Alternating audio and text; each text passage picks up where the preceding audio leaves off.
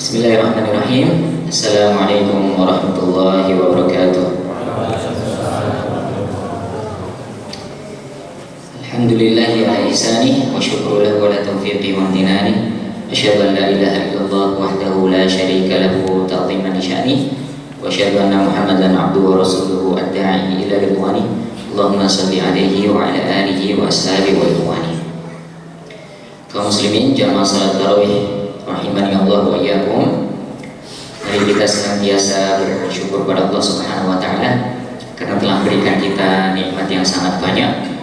Sampai hari ini Allah Subhanahu wa taala memberikan kita taufik untuk bisa, taufik maknanya bimbingan untuk bisa datang bersama-sama di sini melaksanakan salat Isya berjamaah. Kemudian akan kita lanjutkan insyaallah melaksanakan salat tarawih, menghidupkan bulan Ramadan ini sesuai dengan tuntunan Rasulullah SAW. Kemudian mari kita senantiasa memperbanyak salawat dan taslim kepada Nabi Muhammad SAW yang telah mengeluarkan umat Islam ini dari gelapnya zaman jahiliyah menuju zaman yang terang benderang. Kaum muslimin rahimani Allah wa iyyakum. Saya di sini adalah santri SKMM, santri Sekolah Kader Mubalik Muhammadiyah. Alhamdulillah hari ini saya diberikan amanah untuk menyampaikan kuliah kultum tentang puasa dan sabar, gitu ya. Maka saya coba mengajak jamaah sekalian untuk mencoba merenungi.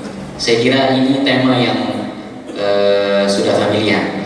Kita semuanya sudah hampir tiap tahun mendapatkan tema ini, gitu ya. Tapi coba kita merenungi lagi bagaimana kemudian hubungan antara puasa dan sabar ini.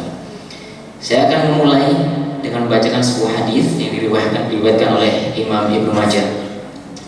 Bahwasanya Rasulullah SAW bersabda, "Kullu amali ibnu Adam lahu wal hasanatu bi asyri amsalihha."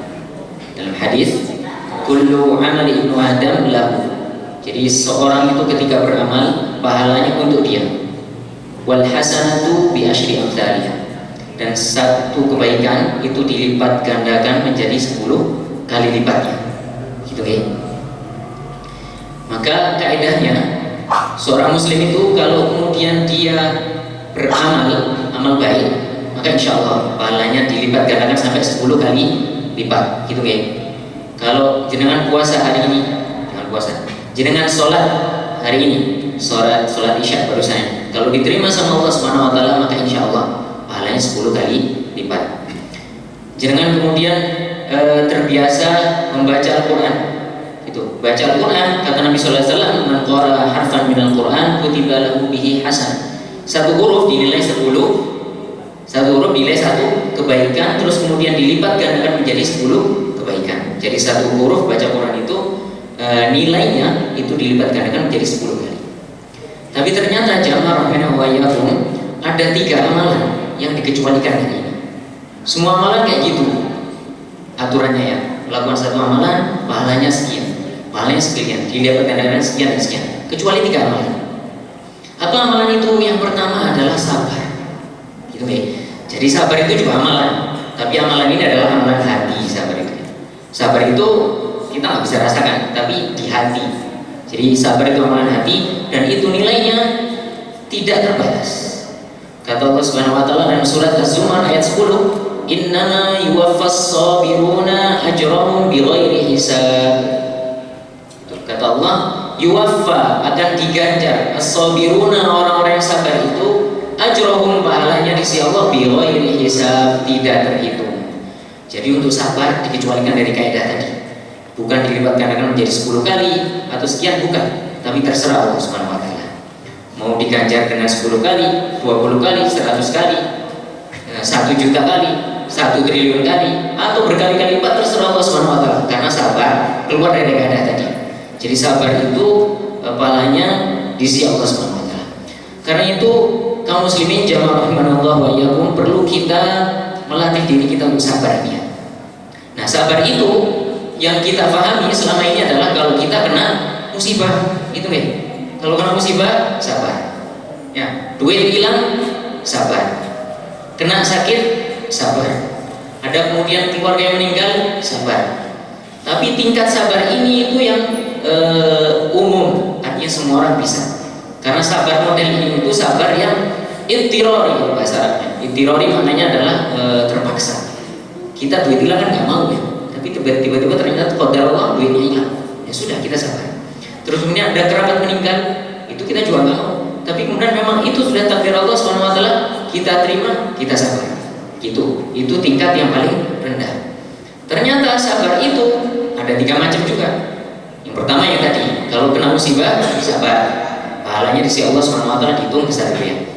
Terus kemudian model kedua sabar itu adalah sabar dalam menjauhi maksiat, gitu. Jadi sabar menjauhi larangan-larangan Allah Subhanahu Wa Taala itu juga diganjar oleh Allah Subhanahu Wa Taala. Berapa banyak kemudian yang dilarang oleh Allah Subhanahu Wa Taala kita tidak makan, babi misalnya, kita sabar. Kata orang ya, saya nggak pernah merasakan. Kata orang babi enak gini dan lain-lain, tapi kita sabar nggak makan itu, karena itu memang larangan dari Allah Subhanahu Wa Taala. Kata orang kita tidak boleh riba, maka kita sabar, kita tidak ngomongkan orang lain, maka itu juga mendapat pahala di sisi Allah Subhanahu Wa Taala.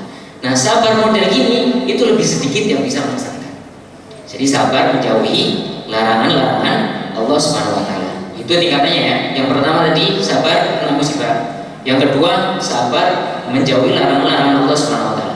Nah, yang paling tinggi itu adalah sabar dalam menjalankan ketaatan kepada Allah Subhanahu Wa Taala.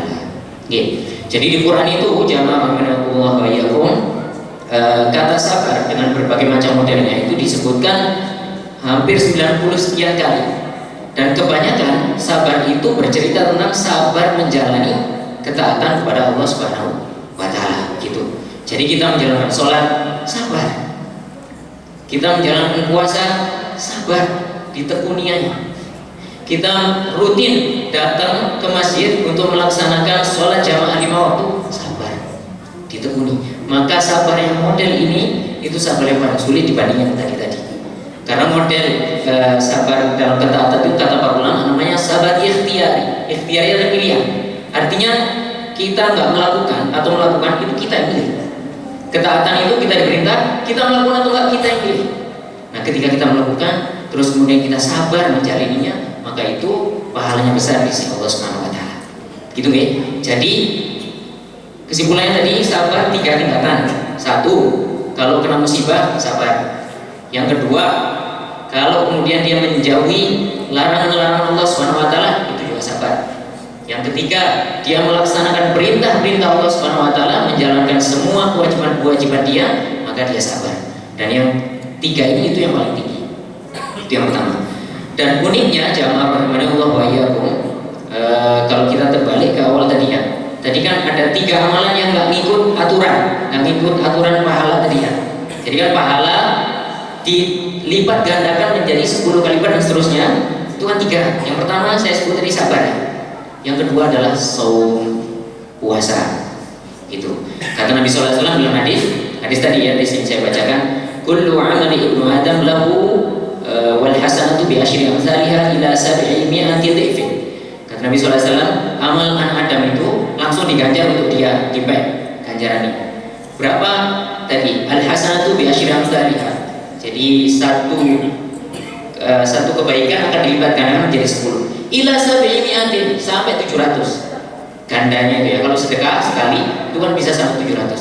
Illa shaum, kata Nabi sallallahu alaihi wasallam, kecuali puasa.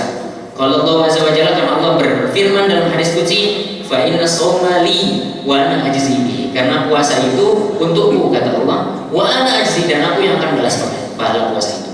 Sehingga para ulama masukkan puasa di model ini, model yang nggak ngikut aturan.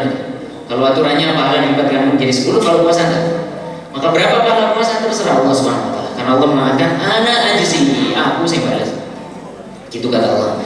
Nah, kenapa puasa itu masuk sini? Karena ternyata puasa, dalam puasa itu kita melaksanakan 3 model sabar tadi.